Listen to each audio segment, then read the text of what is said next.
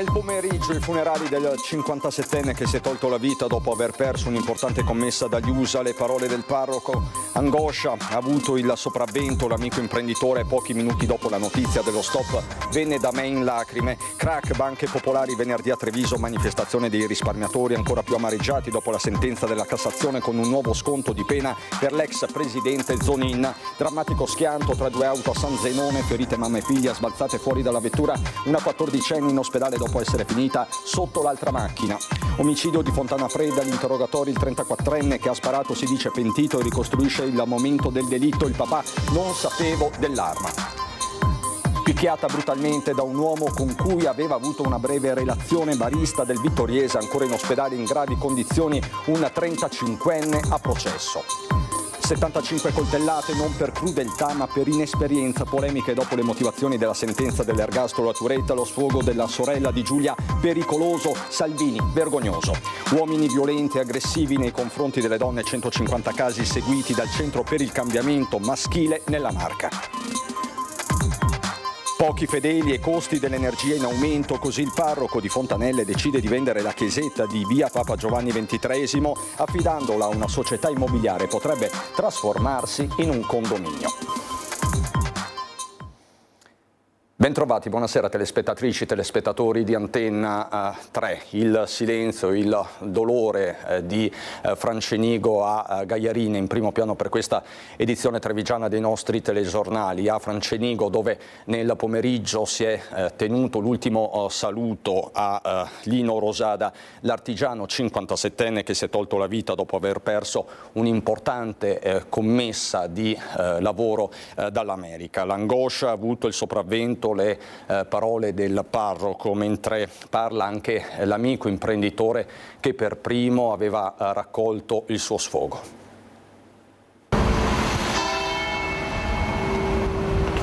Quanto possono reggere le spalle di un uomo? Quanto possono sopportare la fatica di vivere con l'angoscia e la paura che afferrano le profondità dell'anima? Quella dolorosa sensazione di non riuscire ad andare avanti. Interroga le coscienze e i cuori Don Fabrizio. Nel giorno dell'addio di Francenigo a Lino Rosada, l'artigiano 57enne che si è tolto la vita poco più di una settimana dalla terribile notizia di aver perso una commessa dall'America, cruciale per portare avanti il suo piccolo laboratorio di schede elettroniche a Gaiarine. Difficile, oggi più che mai, sondare l'animo umano. Che cosa possiamo sapere della sofferenza così intensa che l'ha preso, dell'angoscia che ha avuto il sopravvento sulla voglia di combattere e continuare a non arrendersi? A noi resta solo il silenzio, delle risposte che non avremo mai. Emiliano Piovesana, imprenditore del mobile a Gaiarine, per decenni ha lavorato con la famiglia Rosada. Il rapporto con Lino era professionale e umano. Proprio a lui si era rivolto il 57enne dopo aver ricevuto la notizia dal committente americano. L'ho visto scosso molto. Era lui insieme alla sorella, lei era abbastanza giù, insomma, lei ha detto dai ce la facciamo, riusciamo, però lui era scosso, era molto giù e con le lacrime agli occhi. Racconta di essersi trovato davanti un uomo smarrito. Piovesana di avergli offerto la sua disponibilità. Era difficile per lui capire il perché di questa scelta, cioè il fatto di mi sono sempre comportato bene, disponibilità massima, prezzi come voleva l'azienda sempre, ho sempre fatto tutto quello che loro volevano. È tutto il mondo artigiano a essere scosso in giorni già difficili per l'economia. Siamo vicini alla famiglia e la questione fa davvero riflettere. L'appello è proprio quello di dire alle nostre aziende che nei momenti di difficoltà anche come associazione ci siamo. Così era successo negli anni della grande crisi finanziaria. Ora, con la spirale innescata dai dazi, l'allerta torna alta. Chiaro che adesso si apre un altro mondo e sono già state pensate delle proposte a livello di supporto creditizio nei momenti di difficoltà che stanno per essere messe in atto anche da parte della nostra associazione. Da imprenditore Piovesana parla agli imprenditori, soprattutto a quelli che hanno in mano le sorti dei più piccoli. Le persone non sono numeri, le persone hanno un cuore, un'anima, hanno gli occhi per piangere e possono fare azioni che sono drammatiche e terribili. Quindi se volete dormire di notte tranquilli, non fate queste cose qua.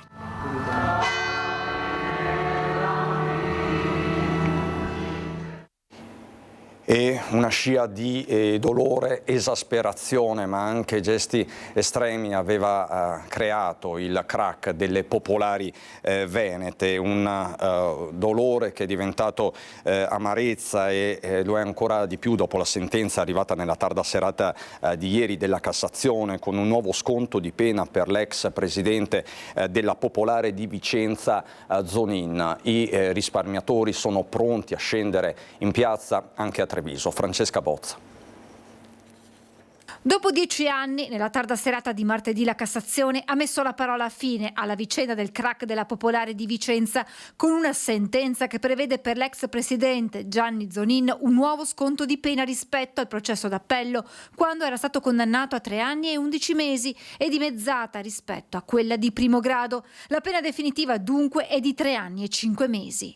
Il signor Zonin ha insegnato ai nostri cari veneti che è meglio fondare una banca e sfondarla che rapinarla, perché in quel caso ti arricchisci e nessuno ti tocca nulla. Dopo Vicenza, la mobilitazione dei risparmiatori coinvolti nel crack delle Popolari venete arriva nella piazza di Treviso con il funerale del risparmio in programma venerdì alle 18. La manifestazione sarà anche l'occasione per rinnovare al governo la richiesta di un ristoro integrale. Chi ha preso l'acconto del 40% dovrà essere pagato integralmente. Chi non ha avuto il modo di fare domanda per qualsiasi motivo, periodo Covid, deve fare la domanda e essere ristorato al 100%. Dove si possono recuperare questi soldi per questo ristoro ulteriore? Come abbiamo fatto per il precedente fondo, e io avevo individuato questi 2 miliardi e mezzo, anche per questo fondo nuovo ci sono 3 miliardi già nel conto dei conti dormienti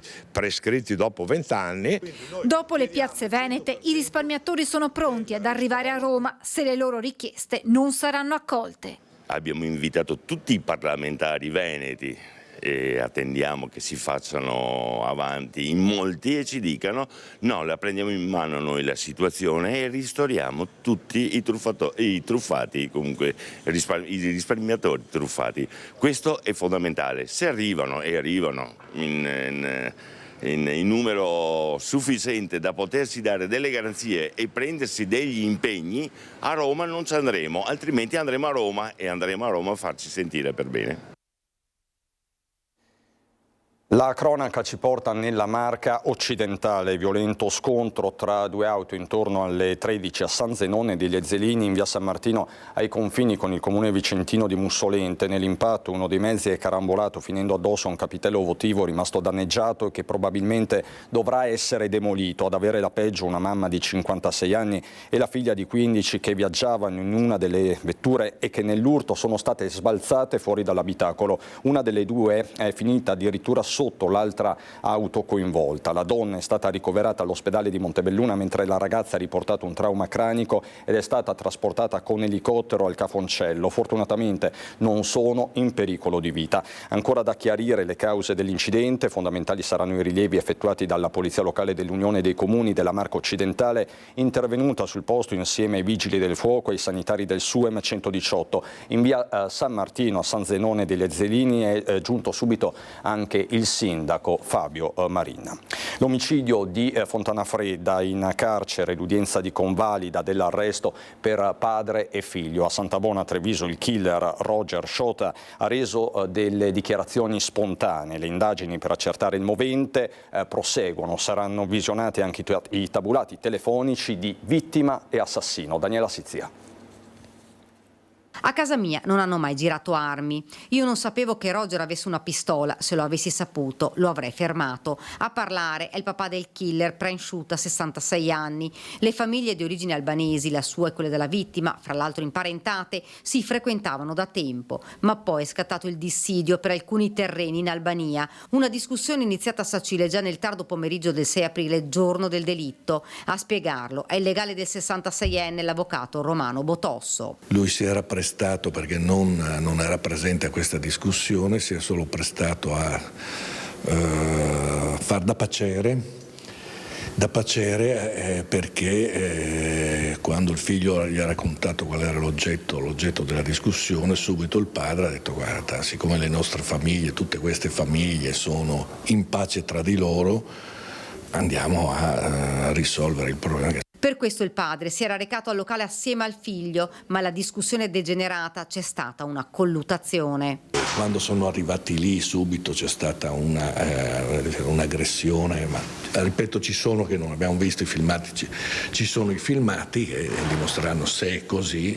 Sono stati aggrediti e subito poi questo si è avventato. Io ho cercato di mettermi in mezzo anche a questa aggressione, poi c'è stato il fatto dello strappo e subito dopo si sono sentiti i colpi. Mi è stato mozzato l'orecchio con un morso, ha detto, poi gli spari, colpi che hanno raggiunto Vladimir Topiana, 43 anni. Dal carcere di Treviso Roger Shota, 34 anni, ha parlato a lungo con il suo legale, l'avvocato Guido Galletti. Sono pentito per quello che ha fatto, avrebbe ripetuto più volte l'uomo. Non ha voluto rispondere alle domande del magistrato, ha reso delle dichiarazioni spontanee integrative rispetto a ciò che aveva già dichiarato ai carabinieri dopo l'arresto. Le dichiarazioni spontanee hanno riguardato solo ed esclusivamente il fatto e la ricostruzione di ciò che è accaduto in quella serata. Saranno visionate dalla polizia giudiziaria i tabulati telefonici di tutte le persone coinvolte in questa tragedia. Convalidato l'arresto per Roger Shota, accusato di omicidio premeditato, il 34enne rimarrà in carcere. Per il padre, l'avvocato Botosso ha chiesto gli arresti domiciliari consentendogli di andare a lavorare. L'omicidio di via Castelmenardo, la Cassazione ha deciso Angelo Riccardo Zuna, il 18enne accusato insieme ad altri giovani di concorso in omicidio volontario, rimane in carcere. Il ricorso è stato ritenuto inammissibile. La decisione della Suprema Corte conferma quella del Tribunale del Riesame, che aveva giudicato gravi e concordanti gli indizi a carico di Angelo Riccardo Zuna, 18 anni. Il giovane, difeso dall'avvocato Mauro Serpico, rimarrà in carcere. Il ricorso è stato rigettato. Ora attendiamo, dice l'avvocato, di leggere le motivazioni di questa decisione. Sotto il profilo della gravità indiziaria avevamo evidenziato come vi fosse una decisa incongruenza nell'ordinanza del Tribunale del Riesame sotto il profilo della ricostruzione del fatto, avendo il Tribunale sostanzialmente ipotizzato che i colpi che hanno ferito a morte il giovane Favaretto sarebbero stati inferti nella prima fase della colluttazione della rissa, quando invece l'attività di indagine e soprattutto l'analisi corretta e completa dei filmati dimostrano come questi colpi siano stati inferti nella seconda fase. Il 18enne, assieme ad altri giovani, è coinvolto nell'omicidio di Francesco Favaretto, aggredito brutalmente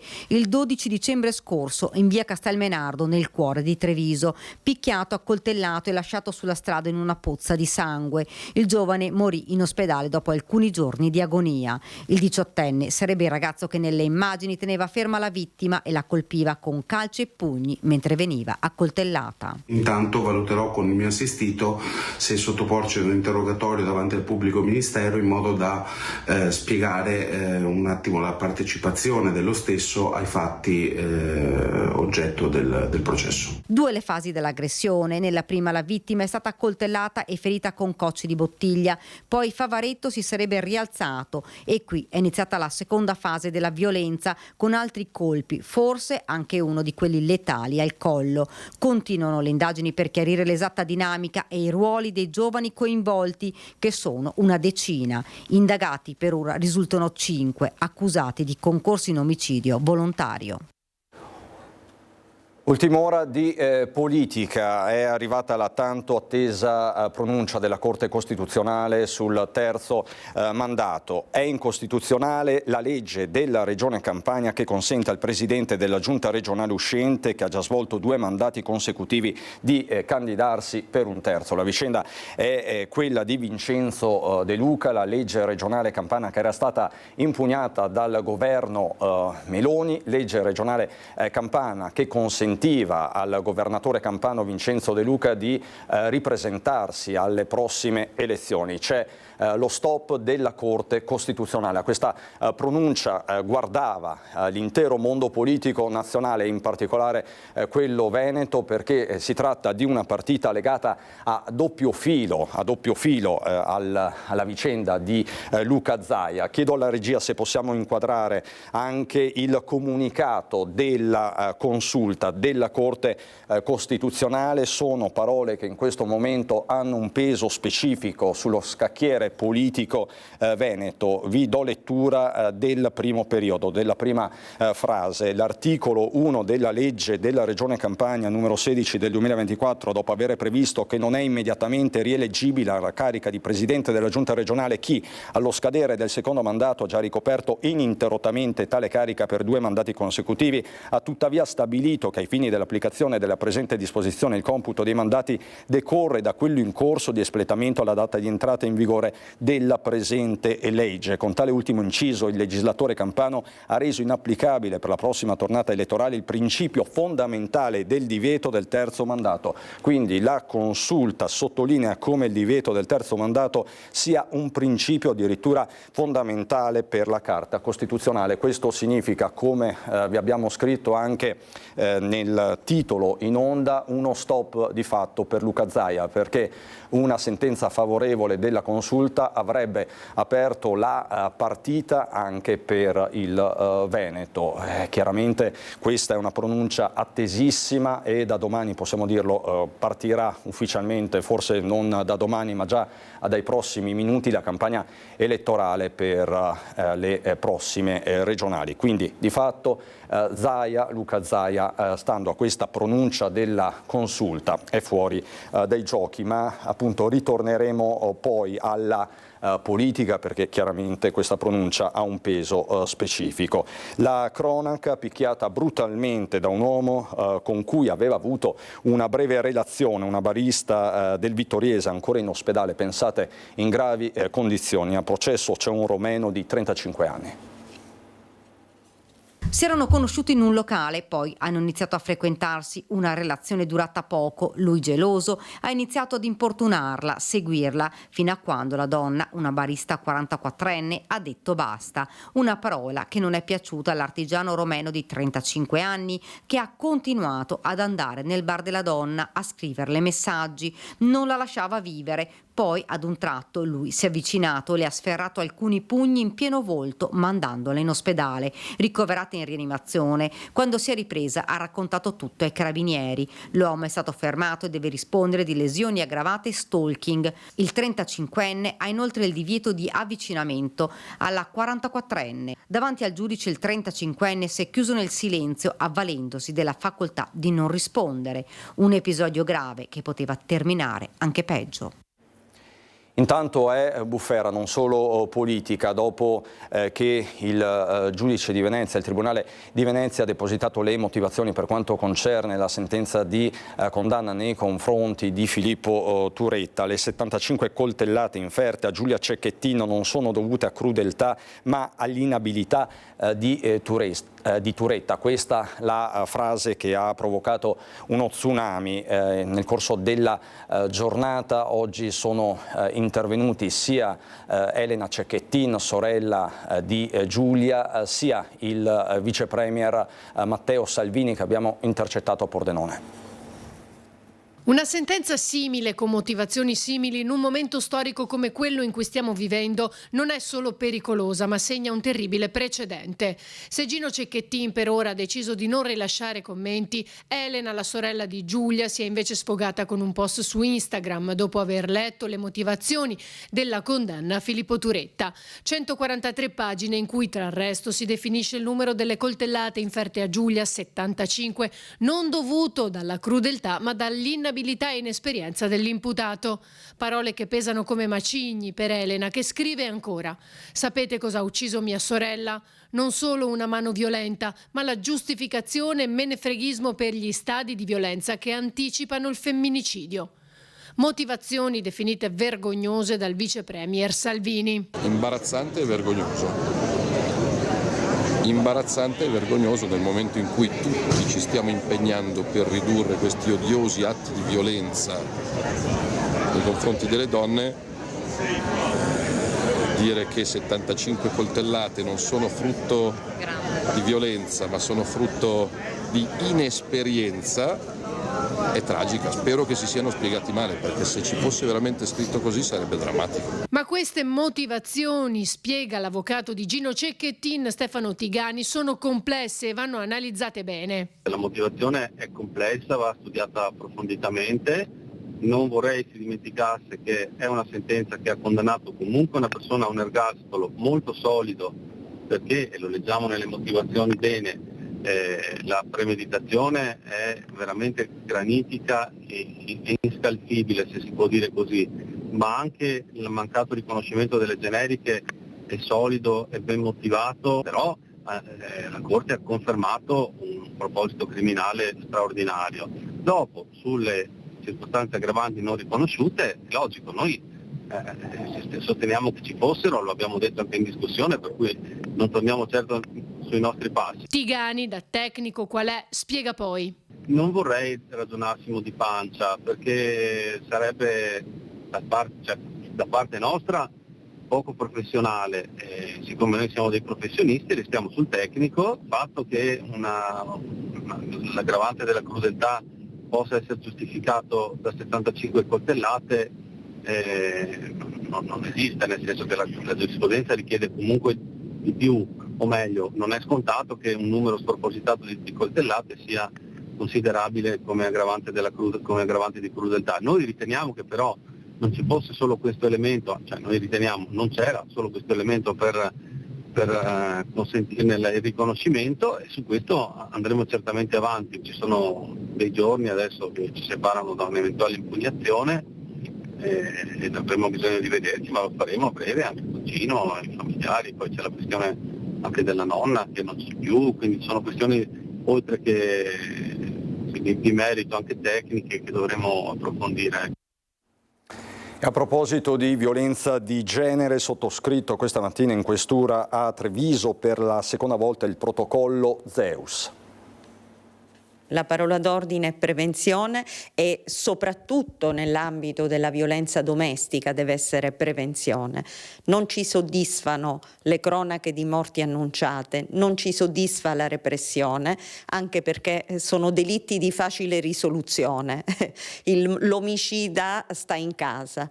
Dobbiamo e vogliamo arrivare prima, e ce la metteremo tutta per arrivare prima, e anche il numero 1 di femminicidi è una sconfitta per la società civile. Intervenire precocemente nelle situazioni di violenza domestica è la mission del protocollo Zeus, sottoscritto per il secondo biennio consecutivo dalla Questura di Treviso e dalla cooperativa Una Casa per l'Uomo. Nato a Milano nel 2018, operativo in oltre 100 questure italiane, il protocollo affianca il provvedimento amministrativo dell'ammonimento per atti persecutori e per violenza domestica il percorso di recupero trattamentale. L'accordo, dati alla mano, ha dimostrato tutta la sua efficacia proprio grazie alla misura dell'ammonimento, che permette di intervenire prima dell'escalation violenta, già in presenza delle sole minacce. La statistica ci sta dando ragione. È possibile recuperare gli uomini violenti quando sono nella fase iniziale del loro agito, perché quando invece cominciano a reiterare le condotte, lì dobbiamo intervenire con la repressione. Il lavoro in parallelo di questure e centro partner permette di monitorare il recupero dell'uomo violento e contemporaneamente quotidianamente di mantenere contatti con la vittima. 150 l'anno scorso gli uomini che si sono rivolti al centro, con un trend in continua crescita. Per loro un lungo percorso della durata di un anno, con una prima fase di valutazione. Seguiti da una fase di 48 sessioni di lavoro di gruppo a cadenza settimanale per 2 ore, in cui gli uomini si incontrano, seguiti da 2 facilitatori, professionisti dalla grandissima esperienza nel lavoro su questa tematica, dove gli uomini insieme agli operatori affrontano tutta una serie di tematiche che li aiutano a superare questa fase.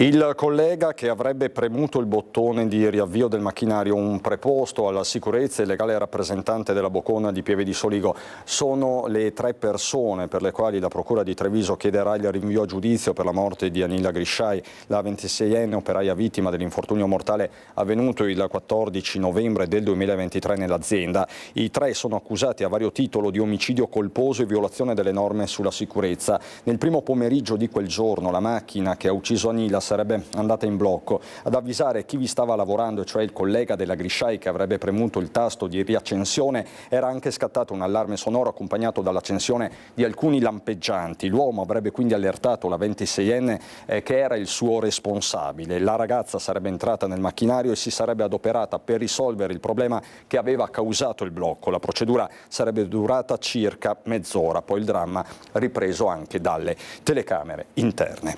E noi ritorniamo sui fatti di Miane, quell'incendio che ha allarmato un'intera via. Parla l'autore, secondo gli inquirenti, secondo i carabinieri di quel rogo. Parla ai microfoni del nostro Nicola Marcato. Cosa dovevo fare? Dovevo accendere la macchina. Logicamente ferma da tanto tempo la macchina, si scarica la benzina. Io l'ho caricata un po'. E la macchina era qua. Qua messa col davanti di là e dietro di qua.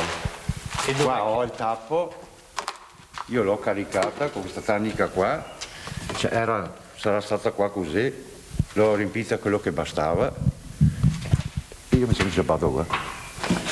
È stato tutto un malinteso, non intendevo incendiare la Porsche, ma semplicemente metterla in moto come faccio ogni 2 giorni per mantenerla in funzione. L'incendio è scoppiato dopo aver messo benzina nel serbatoio perché sono inciampato e la mia sigaretta caduta a terra ha innescato le fiamme nel combustibile versato a terra. Solo grazie al mio pronto intervento sono riuscito a portare l'auto fuori dal garage, evitando così danni al condominio. Si difende così Johnny Simoni, ex artigiano di Campea di Miane e di origine inglese, descrivendo quanto accaduto. Per fortuna che sono riuscito a portarla fuori.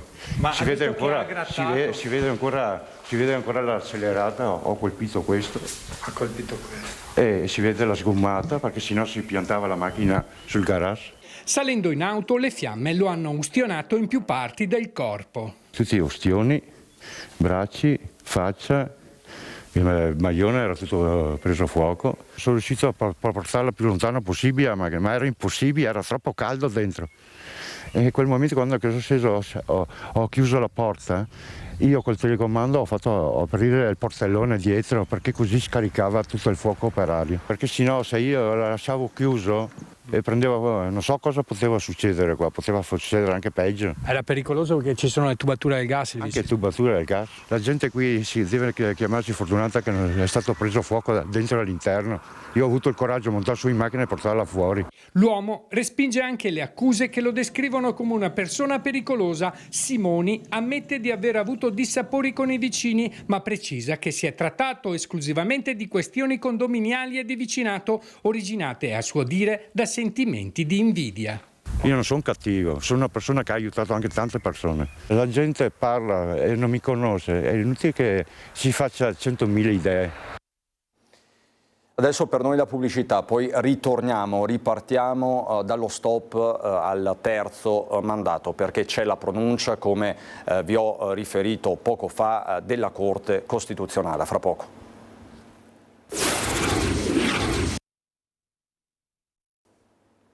Ritorniamo in diretta e ritorniamo sullo stop al terzo mandato. Tanto attesa è arrivata la pronuncia della Corte Costituzionale. Questa mattina si è riunita la consulta, sono iniziate le udienze, tanti i ricorsi pendenti, chiaramente il più atteso, questo relativo al terzo mandato. Sul tavolo della consulta la legge regionale della Campania, con cui si permetteva di fatto al presidente uscente Vincenzo De Luca di ricandidarsi per la terza volta a presidente della regione Campania. Legge regionale che è stata impugnata, lo ricorderete, a fine gennaio dal governo Meloni, e poi appunto si è aperta la partita presso la Corte Costituzionale. In questi minuti, poco meno di un quarto d'ora fa, di 20 minuti fa, l'epilogo e la pronuncia con la Corte Costituzionale che dice, che afferma che al presidente della giunta regionale uscente, che ha già svolto 2 mandati consecutivi, non è permesso di candidarsi per un terzo mandato, perché questo va a violare il principio fondamentale del divieto del terzo mandato consecutivo posto dal legislatore statale con legge numero 165 del 2004, così violando l'articolo 122 primo comma della Costituzione. Non solo, il divieto del terzo mandato consecutivo opera infatti per tutte le regioni ordinarie, sottolinea la consulta, dal momento in cui esse hanno adottato una qualsiasi legge in materia elettorale, nel contesto di una scelta statutaria a favore dell'elezione diretta del presidente della giunta regionale. Questo significa soltanto una cosa, uno stop di fatto al terzo mandato, che sarebbe in realtà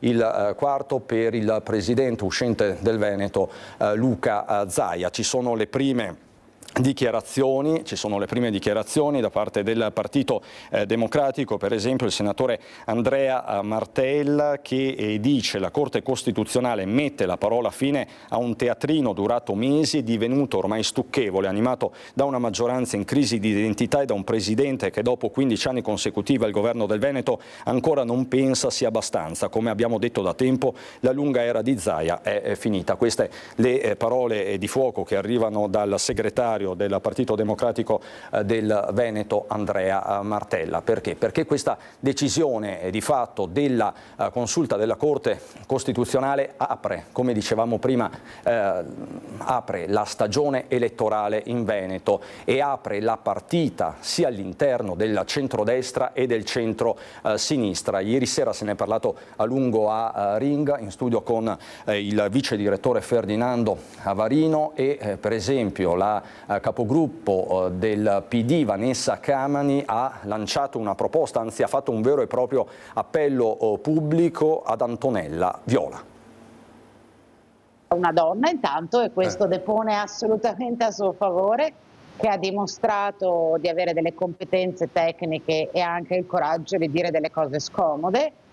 Per il centro-sinistra e per me in particolare sarebbe un onore se la dottoressa Viola accettasse questa sfida, anzi approfitto per fare un appello pubblico, sarebbe una bellissima candidatura per il centro-sinistra. Via Ring, ospite del vice direttore Ferdinando Avarino, Vanessa Camani non poteva essere più esplicita di così. Ecco dunque la carta Antonella Viola sul tavolo della trattativa politica all'interno del centro-sinistra e del PD, in particolare scienziata contro microbiologo, visto che sempre a Ring, ma una settimana fa, lo stesso senatore Dem Andrea Crisanti si era detto a disposizione per una candidatura a presidente, di fatto appoggiando l'idea di una proroga del voto alla primavera 2026.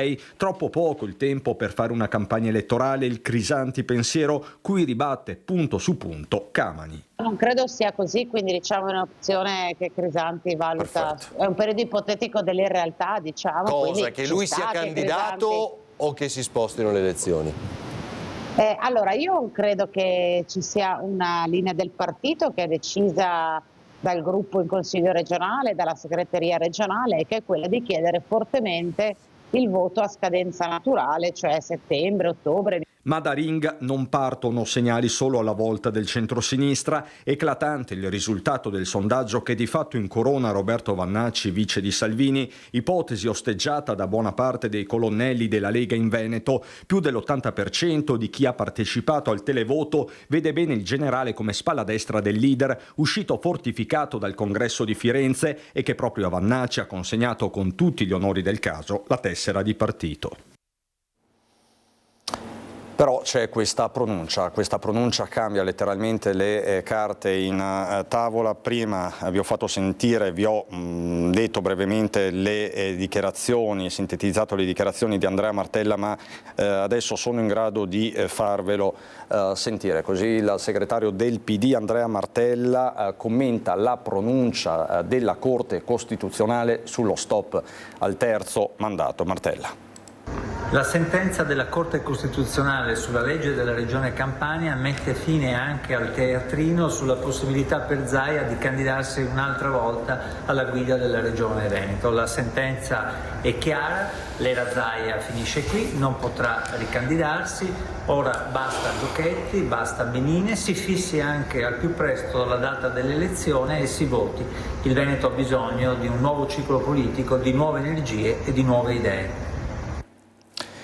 Così Martella, siamo in attesa di altre dichiarazioni, di altre reazioni, soprattutto in casa centrodestra, ma rimaniamo in ambito politico, ci caliamo nella realtà trevigiana, dove anche l'opposizione cerca di serrare le file e di guardare al dopo Conte.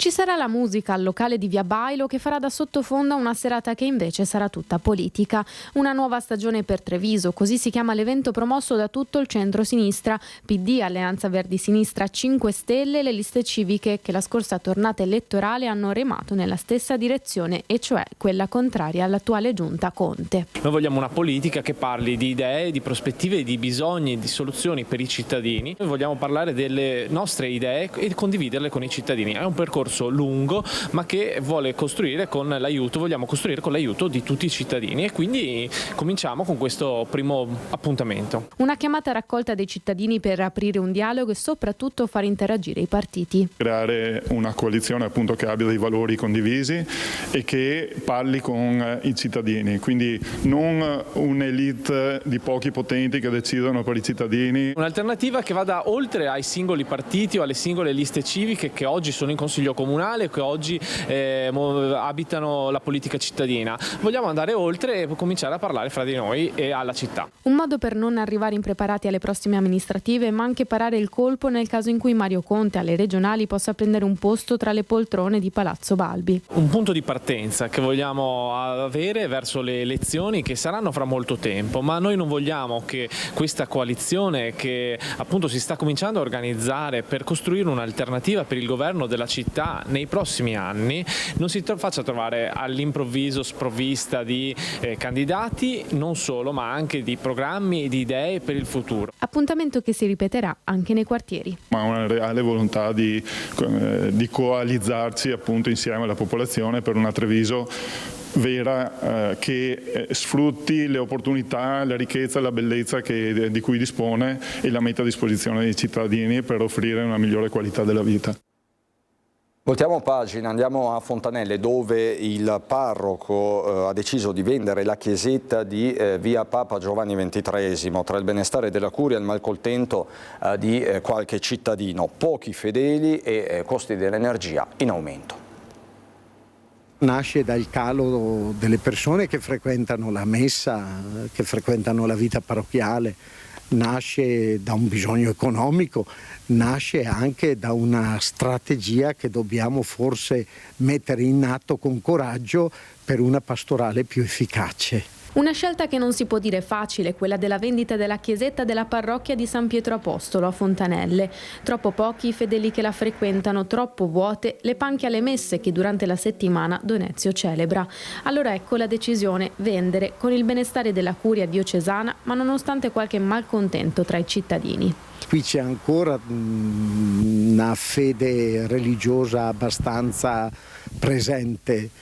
Di certo è che c'è un po' di superficialità, cioè anche qui, come in tante altre parti della nostra nazione, ma penso della nostra vecchia Europa, la Chiesa si sta un po' svuotando, questo è vero. Una sala di preghiera nata 50 anni fa per aggregare e dare un servizio di fede a chi abita lontano dalla chiesa monumentale, che ora vede assistere alle funzioni 2-3 persone. È diventato per questo un edificio troppo difficile da sostenere per l'aumento dei costi dell'energia e senza contare il bisogno di manutenzione tra infiltrazioni e vecchi sistemi di riscaldamento. No, non riusciamo adesso a sostenere questa spesa perché abbiamo anche tante altre spese da fare. È vero che la provvidenza è grande e tutto può succedere, però è vero anche che può succedere anche il contrario. E allora meglio essere previdenti. I soldi che verranno ricavati dalla vendita saranno destinati a finire di pagare il recente restauro della storica chiesa monumentale. Dobbiamo anche prendere coscienza di cosa è che ha un valore e cosa è che ne ha un po' meno, insomma. Che cosa nascerà al posto della chiesa? Questo non lo so dire. Lascio la libertà a chi compra. Ecco, spero che sia saggio, che compri qualcosa che fa bene al paese. Staremo a vedere che cosa succederà. Intanto i ragazzi occupano pacificamente, sia chiaro, la sala consiliare di Spresiano. Vediamo perché. Team di accoglienza e nuovi corsi di lingue sono le principali proposte al Consiglio Comunale dei Ragazzi. Importante traguardo per la comunità di Spresiano, prima volta sede di questa iniziativa voluta dall'amministrazione comunale. Dalla seconda media è Letizia Bidinotti, la sindaca eletta, insieme a lei il vice sindaco Leonardo Santoro e gli altri consiglieri. Un'importante occasione che vede dei giovani attenti, pieni di idee, pronti a coltivare e mettere in pratica la passione per la politica. Poi anche hanno chiesto di creare la giornata delle culture, per cui ecco, credo che questa sensibilità all'accoglienza, all'inserimento e allo stare tutti assieme sia sicuramente una cosa positiva. E noi adesso andiamo a Belluno.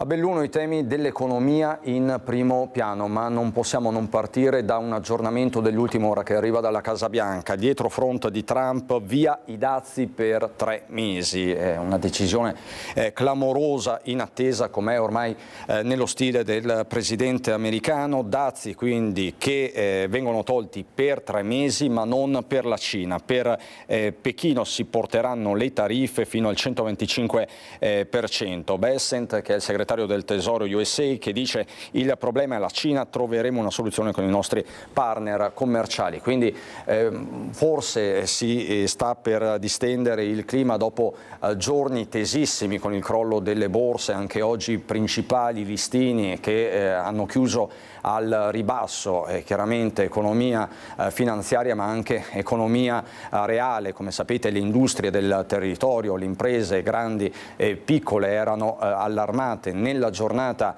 di oggi Confindustria Belluno Dolomiti, l'associazione degli industriali della provincia, in collaborazione con una società di consulenza specializzata in ambito doganale per aiutare le aziende, molte delle quali attive sui mercati internazionali, ha di fatto avviato una task force proprio per sostenere le aziende del territorio in materia di dazi. Confindustria quindi risponderà con assistenza in merito alla classificazione doganale dei prodotti interessati dai dazi americani, gestione delle ricadute economiche su forniture, esportazioni e con il monitoraggio delle contromisure adottate dall'Unione Europea. Dialogo e cooperazione da un lato, dall'altro strumenti alle aziende minate da decisioni unilaterali che compromettono la loro competitività. Le parole della presidente di Confindustria Belluno Dolomiti, Lorraine Berton. Ma per l'appunto oggi l'istituzione di questa task force, adesso proprio in questi minuti l'annuncio di Donald Trump, via i dazi quindi per 3 mesi, dopo quello che accadrà anche qui staremo a vedere. Parliamo di opere di difesa idraulica, rimaniamo ovviamente in provincia di Belluno, €500.000 per la sicurezza del territorio a Gordino in particolare, al via il potenziamento delle opere di difesa sul torrente Biois a Falcade. Continua ancora la grandissima opera di messa in sicurezza della Regione Veneto per il territorio bellunese, in questo caso a Gordino. Siamo sul torrente Biois in comune di Falcade, con una morfologia attualmente condizionata da importanti apporti di detriti provenienti dal torrente Gavon, spesso a rischio di esondazione, come accadde lo scorso anno in occasione di uno dei tanti nubifragi estivi. Qui la Regione ha deciso di mettere in sicurezza l'asta del torrente, in particolare nelle vicinanze del nuovo ponte sulla ciclabile al confine con Canale d'Agordo, stanziando €500.000. In modo particolare si interviene alla confluenza tra il Biois e il Gavon, che ha avuto nel corso degli ultimi eventi un grosso trasporto solido, creando dei problemi di efficienza idraulica, e quindi si interviene in quella confluenza, ma si interviene anche a valle del ponte sulla ciclabile e a monte dello stesso, con consolidamenti arginali e miglioramenti delle difese spondali. Le strutture regionali del Genio Civile hanno eseguito il nuovo progetto. A monte del ponte verrà costruito un tratto di scogliera in sponda sinistra con massi provenienti da una cava di prestito per una lunghezza di circa 40 metri che sostituirà la difesa esistente. A valle sarà realizzata una rampa di 28 metri e un tratto di scogliera di 65 metri. Un intervento che va a migliorare la sicurezza in uno dei punti critici grazie all'intervento finanziario della Regione Veneto di €500.000. Condizioni meteo e imprevisti permettendo, le opere dovrebbero essere completate entro l'autunno. Olimpiadi 2026, scende in campo la rete degli studenti di Belluno Feltre, che si oppone a scelte calate dall'alto. Olimpiadi, studenti che vogliono essere protagonisti, che vogliono fare e non subire scelte che li riguardano ma che vengono calate dall'alto. In un territorio complicato come il nostro sicuramente sarebbe potuto essere fatto di più, innanzitutto per tutelare le persone che vivono la nostra provincia e che dovranno vivere durante le Olimpiadi, visto che notizie recenti stanno dicendo che è stata fatta una proposta di chiudere le scuole per le settimane in cui ci saranno le Olimpiadi. Al loro fianco si schiera Sinistra Italiana. Noi siamo assolutamente favorevoli alle Olimpiadi, soprattutto se fossero state quelle Olimpiadi della sostenibilità e per il territorio che saranno state promesse. Invece nel corso degli anni abbiamo visto come questo non sia veramente accaduto, al contrario. Le Olimpiadi saranno domani, ma oggi è e resta impellente il problema dei trasporti. Le corse sono state tagliate e comunque vediamo anche per esempio da Feltre a Belluno la mattina autobus troppo pieni e molti studenti che devono rimanere fermi perché non possono salire sugli autobus dato che sono state tagliate delle corse. Sulla questione dei trasporti vediamo come da anni Dolomiti Bus sia in difficoltà. Noi non pensiamo che si debba avere la bacchetta magica e quindi sia facile risolvere questo problema, tuttavia è un problema che peggiora sempre e che noi riteniamo si debba assolutamente mettere in cima alla lista delle cose da risolvere.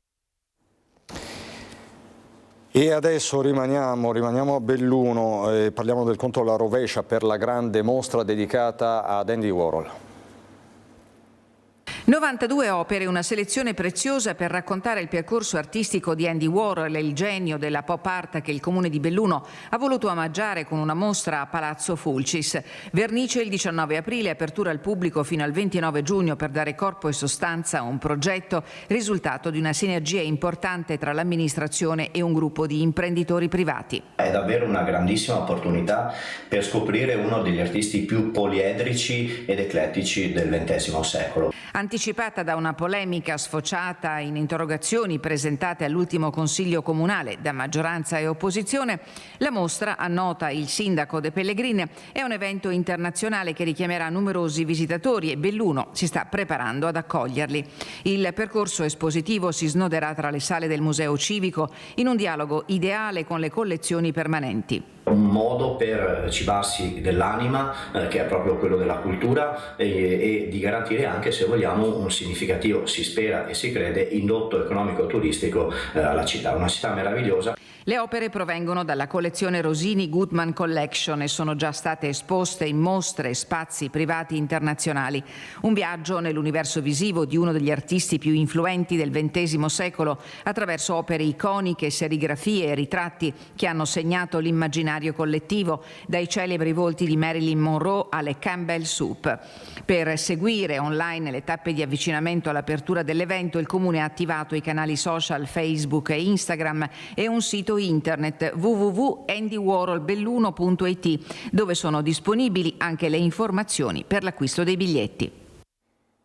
In ultimissima battuta vi ricordo, ve lo ricordo per la terza volta, ma è la notizia del giorno dal punto di vista politico, la Corte Costituzionale che ha dichiarato incostituzionale la legge della Regione Campania che consente al Presidente della Giunta regionale uscente De Luca, che ha già svolto 2 mandati consecutivi, di candidarsi per un terzo, dicendo che è un principio fondamentale quello del divieto del terzo mandato consecutivo. Quindi uno stop al terzo mandato per Vincenzo De Luca, ma che si traduce con un effetto a cascata in uno stop al terzo mandato anche per il governatore Zaia. Con quali conseguenze politiche sia all'interno del centrodestra che del centro-sinistra lo scopriremo soltanto nelle prossime ore. Intanto è intervenuto, come vi ho riferito prima, il segretario Dem Andrea Martella che dice l'era Zaia